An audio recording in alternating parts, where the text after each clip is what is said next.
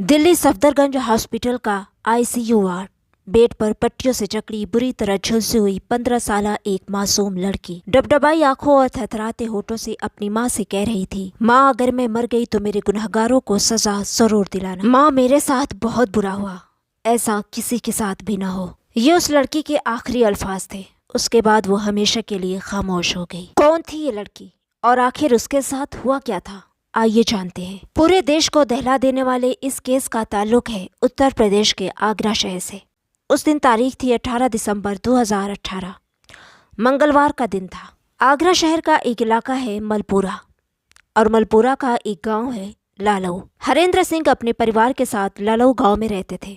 संजली उनकी मंझली बेटी थी। 15 साल संजली घर से करीब 1.5 किलोमीटर दूर नौमीस गांव में मौजूद एक स्कूल में 10वीं क्लास में पढ़ती थी। हर रोज की तरह उस दिन भी स्कूल की छुट्टी दोपहर 1:30 बजे हुई। छुट्टी के बाद संजली अपनी सहेलियों के साथ साइकिल से घर जाने के लिए निकलती है। सहेलियों से बातचीत करती हुई वो चौराहे पर पहुंची और वहां से वो अपने गाँव की जानिब जाने वाली सड़क की तरफ मुड़ गई और उसकी बाकी सहेलियां अपने घर की तरफ चली गईं। संजली को चले अभी कुछ मिनट ही हुए थे जब वो घर से 500 मीटर पहले जगनेर रोड पर लालऊ नाले के पास पहुंची।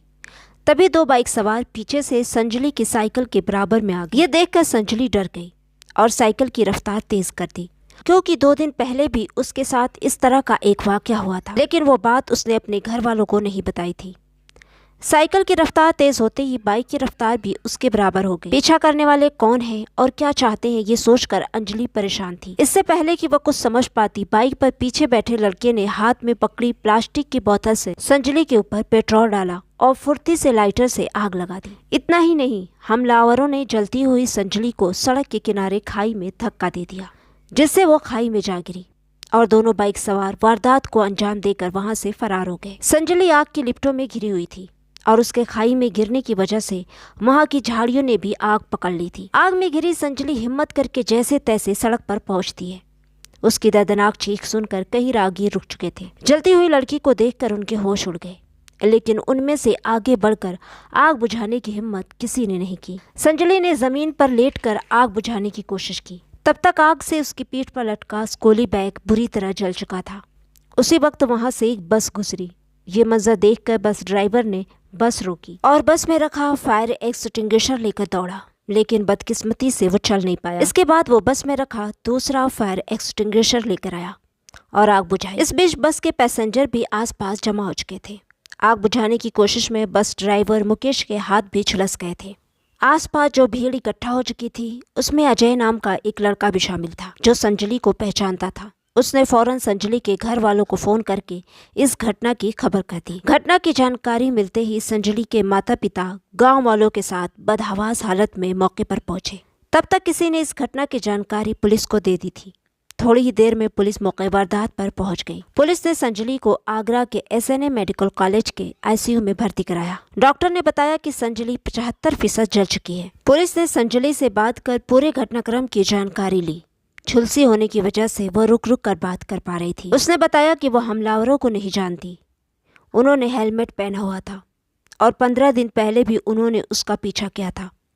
पुलिस को संजलि के घर वालों से पता चलता है कि 23 नवंबर को संजलि के पिता के ऊपर भी कुछ लोगों ने हमला किया था, जिसमें उसके पिता को मामूली चोटें आई थी, लेकिन उन्होंने इसकी कोई रिपोर्ट दर्ज नहीं कराई थी। हमला करने वाले कौन थे, हरेंद्र सिंह भी पहचान नहीं पाए थे।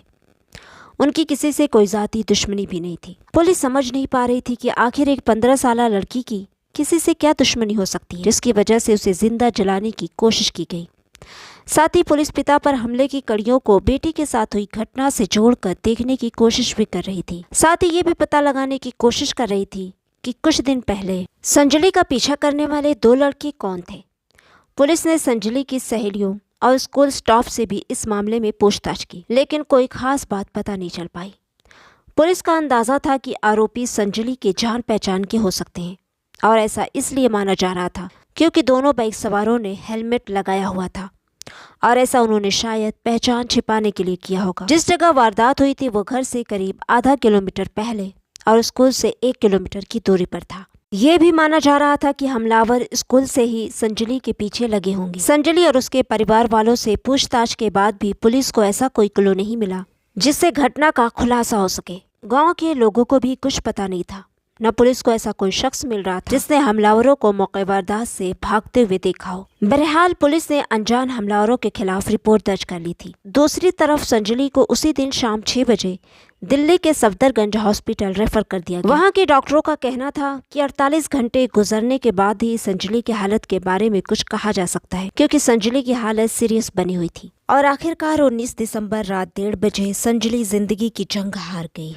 उसी दिन पोस्टमार्टम के बाद उसका शव शाम 5:30 बजे उसके गांव लालऊ पहुंचा। संजली जब हॉस्पिटल में जिंदगी और मौत की जंग लड़ रही थी, उस समय कई सामाजिक संगठनों ने और आम लोगों ने हमलावरों की गिरफ्तारी और संजली को आर्थिक सहायता दिए जाने की मांग को लेकर जुलूस भी निकाला। इसलिए संजली के शव के साथ ही बड़ी संख्या में पुलिस फोर्स भी उसके गांव पहुंची थी। जैसे ही संजली का शव गांव पहुंचा, गांव में इकट्ठा हुए लोगों ने हंगामा करना खड़ा कर दिया, साथ ही दाह संस्कार रोक दिया।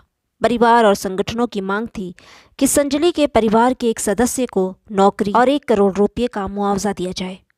खैर, किसी तरह पुलिस अधिकारियों के काफी समझाने के बाद रात 9 बजे संजली का अंतिम संस्कार हो सका। संजली को इंसाफ दिलाने के लिए स्कूलों, कॉलेजों के साथ साथ राजनीतिक और सामाजिक संगठनों ने हत्यारों को गिरफ्तार कर संजली को इंसाफ दिलाने की मांग को लेकर कैंडल मार्च भी निकाले। इस घटना में नया मोड़ तब आया जब संजली की मौत से दुखी होकर संजली के ताऊ के 24 साला बेटे योगेश ने एक दिन बाद ही जहर खा लिया। परिवार वाले तुरंत उसे हॉस्पिटल ले गए, लेकिन इलाज के दौरान उसकी मौत हो गई। इस हादसे से जहां परिवार वाले सदमे में थे, वहीं पुलिस का शक फौरन योगेश की तरफ गया। इस तरह अचानक योगेश की खुद की जान लेना, ये बात पुलिस को हजम नहीं हो रही थी। पुलिस योगेश की मौत को संजली से जोड़कर देख रही थी। पुलिस ने योगेश का मोबाइल जब्त कर लिया और छानबीन में जुट गई। संजली के परिवार के नजदीकी लोगों का कहना था कि संजली डेली डायरी लिखा करती थी। उसे जो भी अच्छा लगे बुरा लगे उसे डायरी में नोट करती थी। अब पुलिस उस डायरी की तलाश में जुट गई कि शायद उसी से कुछ क्लू मिल जाए, लेकिन संजली के घर से पुलिस को कोई भी डायरी नहीं मिली। पुलिस ने संजली के दोस्तों से इस बारे में पूछताछ की तो उन्होंने बताया कि संजली डायरी हमेशा अपने स्कूल बैग में रखती थी और स्कूल बैग तो घटना में जलकर राख हो चुका था। मौत से पहले संजली ने दिल्ली हॉस्पिटल में डबडबाई आंखों से अपनी माँ से कहा था, माँ अगर मैं ठीक हो गई तो हमलावरों को छोड़ूंगी नहीं, उन्हें सबक जरूर सिखाऊंगी, और अगर मैं मर गई तो हमलावरों को छोड़ना मत, उन्हें सजा जरूर दिलाना। माँ मेरे साथ बहुत बुरा हुआ है, ऐसा किसी के साथ ना हो। खैर, इस घटना की गूंज प्रदेश की विधानसभा तक पहुंच गई। 21 दिसंबर को लालऊ गांव में हरेंद्र सिंह के घर दिन भर नेताओं का आना जाना लगा रहा। प्रदेश के deputy chief minister doctor Dinesh Sharma ने भी संजली के परिवार वालों से मुलाकात की और इंसाफ का भी पूरा भरोसा दिलाया और 5 लाख रुपये की आर्थिक सहायता सरकार की ओर से देने का ऐलान किया। वहीं राहुल गांधी के इंस्ट्रक्शन पर कांग्रेस के लीडर राज बब्बर संजली के घर वालों से मिलने गांव पहुंचते हैं। उन्होंने सरकार से इस मामले की सीबीआई जांच की मांग करते हुए पीड़ित परिवार को 50 लाख रुपये की आर्थिक सहायता दिए जाने की बात कही। दूसरी तरफ इस वारदात को हुए 3 दिन गुजर चुके थे, लेकिन आरोपी कौन है पुलिस अभी तक ये भी पता नहीं लगा पाई थी। हथियारों के न पकड़े जाने से गांव में गमगीन माहौल था और जनता का गुस्सा बढ़ता जा रहा था। प्रदेश ही नहीं देश भर में सनसनी फैला के इस घिनौने अपराध के गुनहगार पुलिस की गिरफ्त से दूर थे। संजली को जिंदा जलाकर मार देने की खबरें इलेक्ट्रॉनिक और प्रिंट मीडिया में प्रमुखता से छपने लगी, जिससे पुलिस पर दबाव बढ़ता जा रहा था। पुलिस के आला अफसर इस हत्याकांड को सुलझाने में जुटे हुए थे। इसके लिए 1 दर्जन से ज्यादा टीमें बनाई गई। इन टीमों को अलग अलग काम सौंपे गए। हथियारों का पता लगाने के लिए पुलिस ने संजली के स्कूल के आसपास लगे सीसीटीवी कैमरों की फुटेज भी खंगाली, जो कि पुलिस को मौके वारदात से प्लास्टिक की एक बोतल और एक लाइटर भी मिला था। इसलिए पुलिस ने पेट्रोल पंपों वो रास्ते के सीसीटीवी कैमरों की फुटेज भी देखी कि शायद कोई सुराग मिल जाए। यहाँ तक कि संजली के गांव में सादा कपड़ों में लेडी पुलिस लगा दी गई। इसके साथ ही योगेश के दोस्तों की लिस्ट बनाकर उन पर भी निगरानी रखी जाने लगी। पुलिस हर मुमकिन कोशिश में लगी हुई थी कि कहीं से कोई सुराग मिल जाए। पुलिस ने लालऊ गांव और आसपास के गांवों से 20 लड़कों को हिरासत में लेकर उनसे भी पूछताछ की, लेकिन वारदात के कई दिन बाद भी आरोपियों के बारे में कोई ठोस सुराग नहीं मिल सका। इसी बीच 22 दिसंबर को एसएसपी अमित पाठक जी ने फॉरेंसिक टीम को मौके वारदात पर बुलाया, जहां फॉरेंसिक एक्सपर्ट ने क्राइम सीन को रिक्रिएट किया। साथ ही खाई से सड़क तक की दूरी भी नापी गई। पुलिस पूरी बारीकी से इस केस पर काम कर रही थी। फॉरेंसिक एक्सपर्ट ने बताया कि संजली को अचानक रोककर उस पर पेट्रोल नहीं डाला गया, बल्कि कुछ दूरी से उस पर पेट्रोल फेंका गया था। पेट्रोल में मोबिल ऑयल भी मिला हुआ था। इसी बीच पुलिस को संजली के स्कूल के पास एक शोरूम के बाहर लगे सीसीटीवी कैमरे से एक ऐसी फुटेज मिली जिससे इस केस को हल करने की हल्की सी किरण नजर आई। फुटेज में संजली साइकिल से जाती दिखाई दे रही थी और एक बाइक पर 2 लड़के और दूसरी बाइक पर एक लड़का हेलमेट लगाए संजली का पीछा करते दिखाई दिए। यानी इस हत्याकांड में 2 नहीं 3 लोग शामिल थे और इस हत्याकांड को पूरी प्लानिंग से अंजाम दिया गया था। कातिल जो भी था अच्छे से जानता था कि पुलिस से कैसे बचना है। इसी बीच पुलिस को गांव वालों से पता चलता है कि योगेश संजली के परिवार से कुछ ज्यादा ही करीब। योगेश ने संजली को मॉडल बनाने का सपना भी दिखाया था। इसके लिए उसने बाहर से फोटोग्राफर बुलाकर संजली के फोटोशूट भी कराए थे। ये खबर मिलने के बाद पुलिस का शक योगेश पर और गहराता है, लेकिन वो तो अब दुनिया में था नहीं और उसके मोबाइल से सारा डेटा डिलीट मिला था। इसलिए पुलिस ने योगेश के मोबाइल को डेटा रिकवरी के लिए लेबोरेटरी भेज दिया था और वहां से पुलिस को जो रिपोर्ट मिली वो चौंकाने वाली थी। डेटा रिकवर होने के बाद पुलिस ने जब योगेश का व्हाट्सएप चेक किया तो चौंक गई। संजली द्वारा एक मैसेज भेजा गया था। मैसेज में संजली ने लिखा था कि क्या तुमने ही पापा पर हमला किया था। इस मैसेज से पुलिस की जांच को एक दिशा मिल गई। पुलिस ने योगेश के कमरे की अच्छे से तलाशी ली। तलाशी के दौरान पुलिस को उसके कमरे से एक कॉपी मिली जिसके कुछ पन्ने फाड़े गए थे। अब पुलिस उन फटे पन्नों की तलाश में थी। योगेश के रूम से ही वो पन्ने भी मिल गए जिस पर योगेश ने लव लेटर लिखा था, लेकिन शायद जिसको देना था उसे दे नहीं पाया था। इसके साथ ही उसके रूम से साइकिल की एक रसीद और संजली के नाम का एक प्रमाण पत्र भी मिला। और फिर इन सब के आधार पर और योगेश के मोबाइल की मदद से पुलिस इस हत्याकांड में शामिल 2 और लोगों तक भी पहुंच गई और आखिरकार पुलिस ने कड़ी मेहनत के बाद इस वारदात के 8वें दिन संजली हत्याकांड का पर्दाफाश कर दिया और जो खुलासा हुआ वो काफी चौंकाने वाला था। दरअसल संजली की मौत के कुछ घंटे बाद ही खुदकुशी कर लेने वाला उसके ताया का बेटा योगेश ही इस हत्याकांड का मास्टरमाइंड था। 25 दिसंबर को पुलिस ने उसके 2 साथियों को भी गिरफ्तार कर लिया था।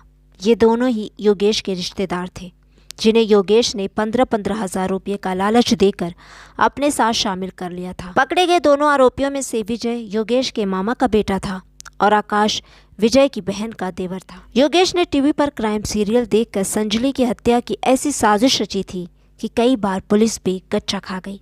अब सवाल ये था कि आखिर योगेश ने अपनी ही बहन संजली को इतनी दर्दनाक मौत क्यों दी। दरअसल योगेश एक तरफा मोहब्बत में संजली को हासिल करना चाहता था, लेकिन जब वो सफल नहीं हुआ तो उसने इस वारदात को अंजाम देकर भाई बहन के पवित्र रिश्ते को कलंकित कर दिया। योगेश ने संजली को अपने जाल में फंसाने के लिए उसे साइकिल भी खरीद कर दी थी और योगेश ने घर पर बताया था कि संजली ने ये साइकिल प्रतियोगिता में जीती है। उसने प्रतियोगिता का जाली सर्टिफिकेट भी बना कर दिया था। भाई योगेश की हरकतें और गलत इरादों का पता चलने पर संजली ने उससे दूरी बना ली थी, साथ ही अपने घर आने से भी मना कर दिया था और उसे लूजर बोला। यही बात योगेश को बुरी लगी और उसने संजली को सबक सिखाने का इरादा किया। 23 नवंबर को योगेश ने ही संजली के पिता पर हमला कराया था। उसके बाद जब उससे भी उसके इंतकाम की आग नहीं बुझी तो उसने संजली को जिंदा जलाने का फैसला किया। 18 दिसंबर को ममेरे भाई विजय को उसने संजली की रेकी पर लगा दिया। छुट्टी के बाद जब संजली स्कूल से निकली तो वो उसके पीछे लग गया। पैशन प्रो बाइक पर विजय हेलमेट लगाए आगे चल रहा था, जबकि सफेद रंग की अपाचो बाइक पर योगेश और आकाश बैठे हुए थे। आकाश बाइक चला रहा था जबकि योगेश पीछे बैठा था। योगेश ने ही संजली पर पेट्रोल डालकर आग लगाई थी। आग जलाते समय कहीं हाथ न जल जाए इसके लिए योगेश एक खास तरह के दस्ताने पहन कर गया था। आकाश ने पुलिस पूछताछ में बताया कि योगेश पेट्रोल पंप से बोतल में पेट्रोल नहीं लाया था, बल्कि उसने बाइक में ही 60 रुपये का पेट्रोल भरवाया था और उससे पहले उसने 150 रुपये का पेट्रोल भरवाया था। योगेश अपने घर से ही प्लास्टिक की बोतल लेकर आया था। पेट्रोल पंप से कुछ दूर जाकर उसने बाइक से बोतल में पेट्रोल भर ली थी। विजय ने बताया कि योगेश ने वारदात के बाद सारी सबूत जला दी। उसने जो कपड़े वारदात के समय पहन रखे थे वो भी जला दिए, साथ ही आकाश और विजय के कपड़े भी जलवा दिए। बाइक वो अपने दोस्त से मांग कर लाया था जो उसने वापस लौटा दी थी। योगेश की साजिश में ये बात भी शामिल थी कि संजली को जलाते वक्त सब खामोश रहेंगे और इसके पीछे जो प्लानिंग थी वो ये थी कि अगर संजली बच जाए तो उसे पता न चल सके कि उसे किसने जलाया था। और विजय को उसने सिर्फ रेकी के लिए लगाया था विजय को घटना वाली जगह के आसपास ही रहना था और घटना के बाद क्या हुआ इसकी जानकारी उसे योगेश को देनी थी। खैर दोनों आरोपियों ने अपना जुर्म कबूल कर लिया और तीसरा अपराधी तो पहले ही अपने अंजाम को पहुंच चुका था, वो भी अपने ही हाथों। आरोपियों की निशानदेही पर पुलिस ने घटना में इस्तेमाल दोनों बाइक, हेलमेट, योगेश का वो बैग जिसमें वो कपड़े लेकर गया था जलाने के लिए, सब बरामद कर लिए और दोनों आरोपियों को कोर्ट में पेश कर जेल भेज दिया।